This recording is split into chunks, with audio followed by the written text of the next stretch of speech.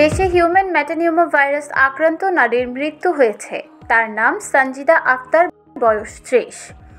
মহাখালী সংক্রামক হাসপাতালে চিকিৎসাধীন অবস্থায় তার মৃত্যু হয়।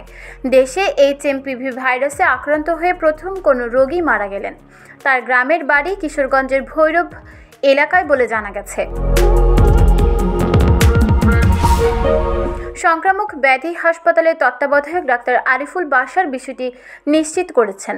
গত 12 জানুয়ারি সঞ্জিদার HMPV-তে আক্রান্ত হওয়ার খবর আসে। জানা যাচ্ছিল ওই নারীর বিদেশ সফরের কোনো ইতিহাস ছিল না। 2017 থেকে এ পর্যন্ত অন্তত 18 জন আক্রান্ত হয়। রোগতত্ত্ব, রোগ নিয়ন্ত্রণ ও গবেষণা ইনস্টিটিউট সূত্রে জানা যায়, চলতি বছরের জানুয়ারির শুরুতে পূর্ব এশিয়ার দেশ চীনে প্রথমে সংক্রমণ ধরা পড়ে। এরপর জাপানে ভাইরাসটি শনাক্ত হয়।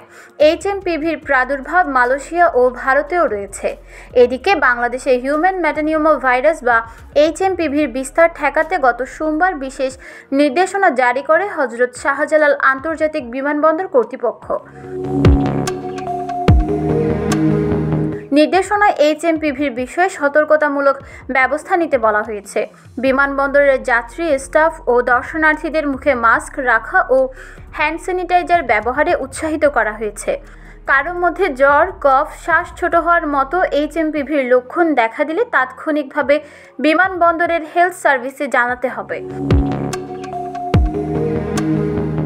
নিউজ ডেস্ক, চট্টগ্রাম সময়।